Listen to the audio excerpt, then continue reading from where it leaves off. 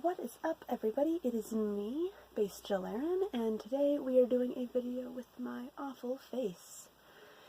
It's because today we are doing a manga tag, and I don't really feel like filming my bookshelf for like 15 minutes while I talk, so you get to look at my awful visage and get on to the manga tag, which was created by Graye. I'll link to the original video in the description below, as well as list off the answers in the description. But for now, we are gonna get to the manga tag right now. The first question is, what is my ideal manga? And I'm gonna be completely honest with you guys, it's gotta have elves, and it's gotta be gay as fuck. I'm just kidding, I didn't actually, that was a joke. I didn't really mean it. Or did I? But actually, my ideal manga is manga that is a combination of slice of life, but with like fantastical elements. Things like A Centaur's Life, or The Ancient Magus's Bride, or Generation Witch, which is a new one by 7 Seas that's been coming out, that's been really, really nice. And Flying Witch, stuff like that, where it combines like the fantastical with like the everyday mundane. I really like that shit. That is probably my ideal type of manga. I mean, I collect pretty much fucking everything under the sun. I don't give a shit. But if I would have to pick an ideal type of manga, that would probably have to be it. Next, we have series that I love and series that I loathe. And there's a lot of series that I don't necessarily like, but if I don't like them, I don't keep them in my collection. But if we're going to talk about stuff that I've collected and stuff that I still own, that would, or if we're going to talk about loathe first, by the way, and that would have to be Monster Hunter Orage. This is by Hiro Mashima. For people who are uninitiated, that is the dude who wrote fucking Fairy Tail, and Monster Hunter Orage is just Fairy Tail with monsters. Like, it feels like a Monster Hunter series that was written by somebody who's never played Monster Hunter before. They have no idea what the fuck Monster Hunter is. They were just given like a couple schematics of the monsters, like, please throw in the Rathalos. And that was it. But apparently, Hiro Mashima plays a shit ton of Monster Hunter, so I don't understand why this doesn't feel Monster Hunter-y. I mean, his style doesn't really mesh well with Monster Hunter at all. The monsters look really cartoony and kind of goofy, and there's only a few actual canon monsters in this manga that show up for more than just a couple panels as a cameo. Because there's plenty of like, oh yeah, here's this monster you might have seen, and it shows up for a panel and you never see it again. And for the most part, this features original monsters that the manga author came up with, and all this armor that is impossible to make in-game because it doesn't exist, and weapons that aren't in the game because they don't exist. It just feels like he went like too far into like, I want to make my own original story territory. It just doesn't feel like a Monster Hunter manga. And that's what disappoints me the most about it. It's fucking Fairy Tail, y'all. It's just Fairy Tail in the monster universe. That's all it fucking is, y'all. Oh, series that I love. Fuck. That's a good fucking question, my dude. Should have thought of this before.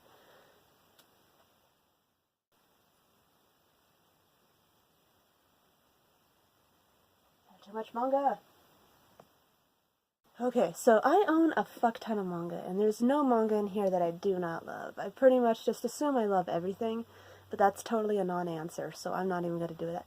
So I'm going to have to say the manga that I love is Girlfriends, which, oh baby boy, ooh, like, here in the West, there is a lot of focus on yaoi and BL and shonenai, to the point where yaoi has its own publishing companies, its own line of books.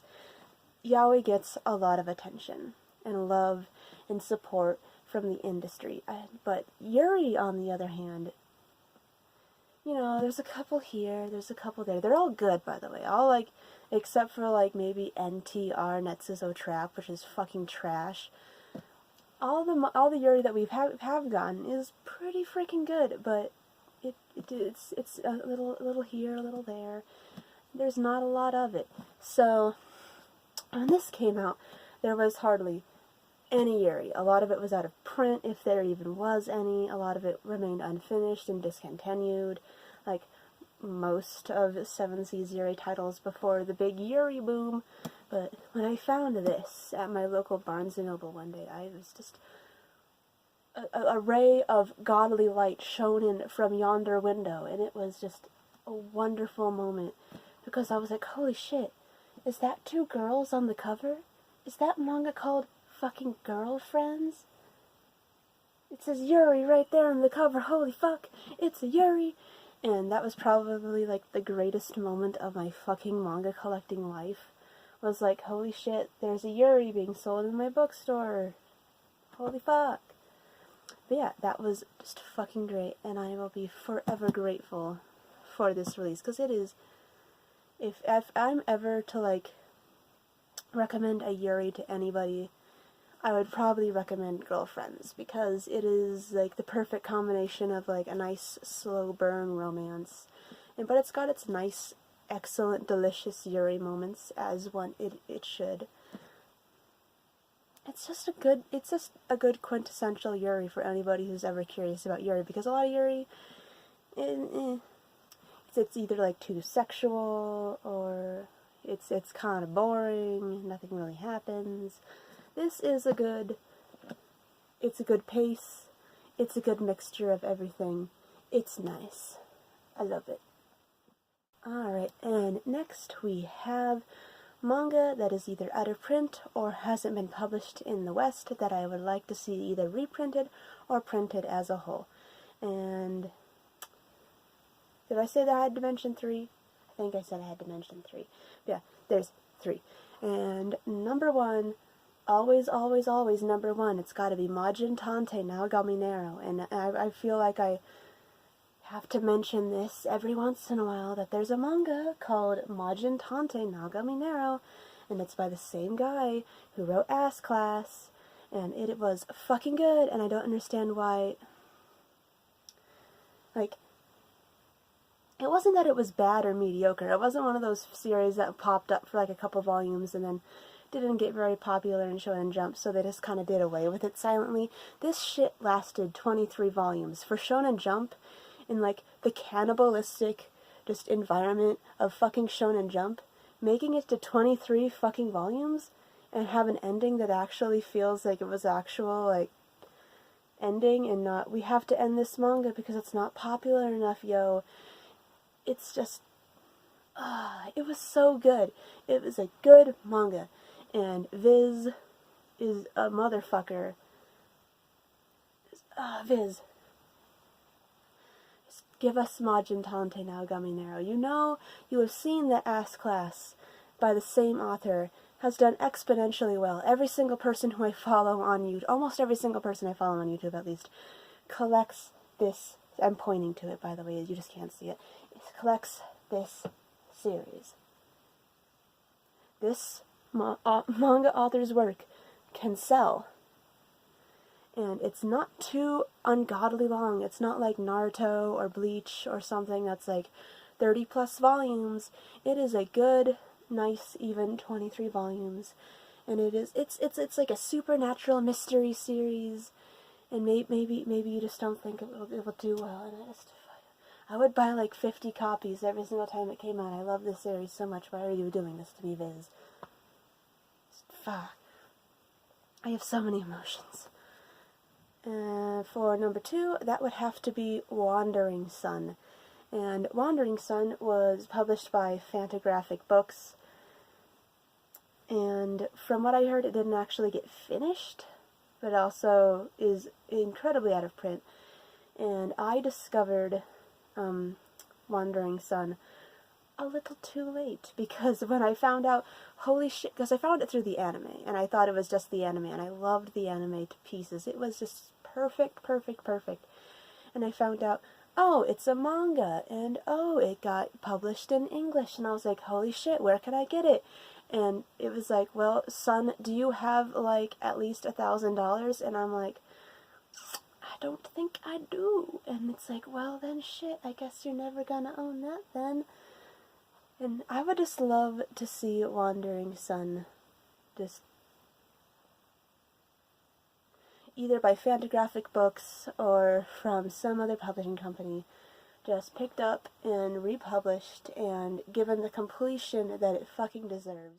And number 3 is actually a toss-up between 2 series. I know that's cheating, but I don't fucking care. And that would have to be, well, first I have to make an aside, just a quick little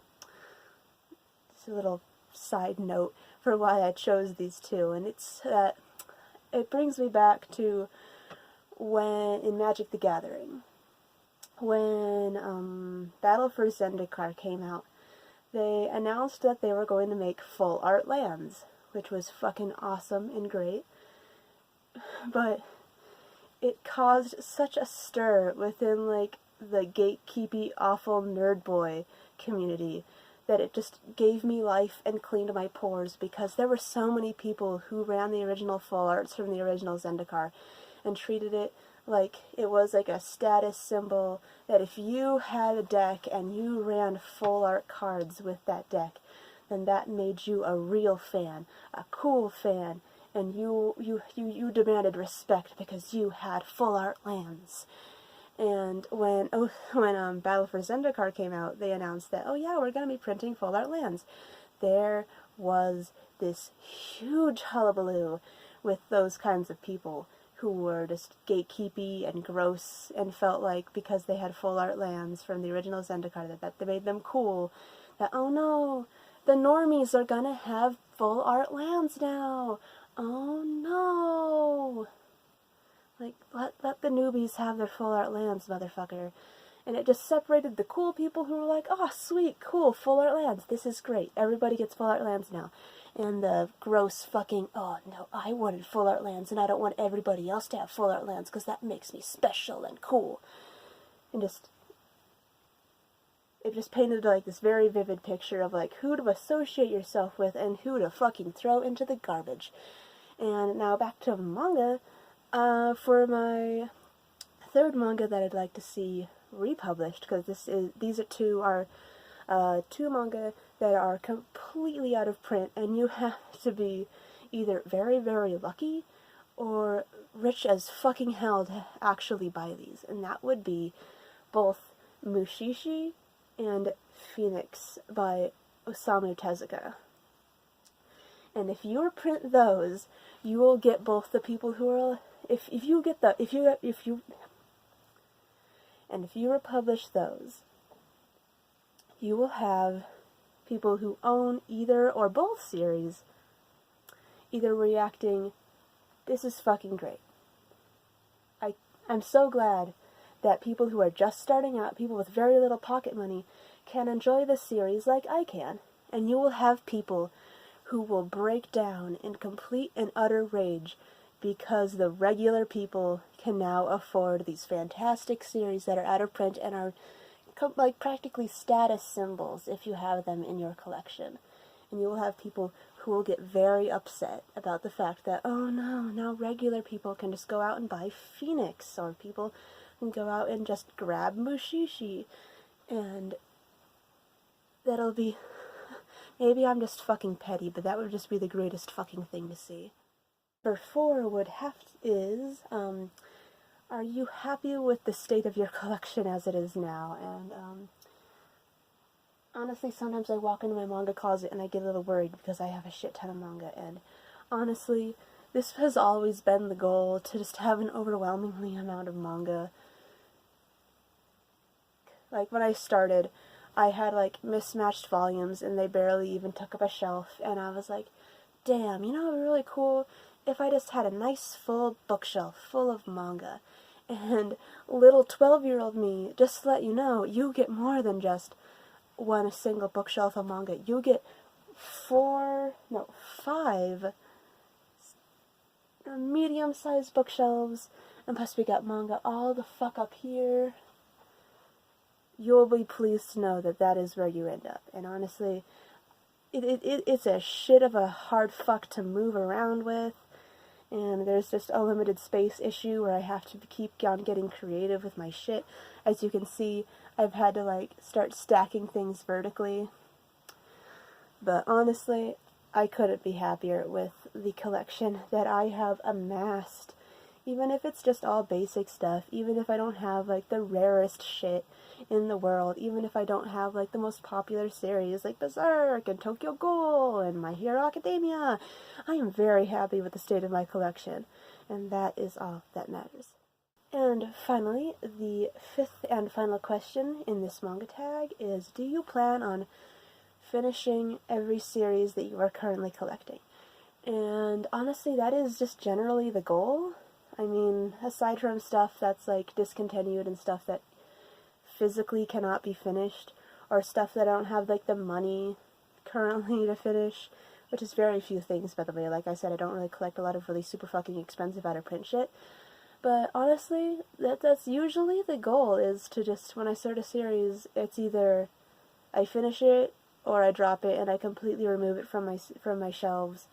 And it's like it never even existed, which I have had to do with a couple of series. But generally the goal is when I start something, I gotta finish it. That's just how it is. That's just how my brain works. Which is why I have so much shit, because I just have to finish fucking everything. Anyway, y'all, that has been my manga tag video. I have nobody that I want to tag. If you are a kind of person who's never going to get tagged in the manga video, then go ahead and just fucking do this tag, man. Just show us your collection, man. Just do it. Fucking do this manga tag. Yeah, so yeah. I will see you all in the next video. Bye-bye.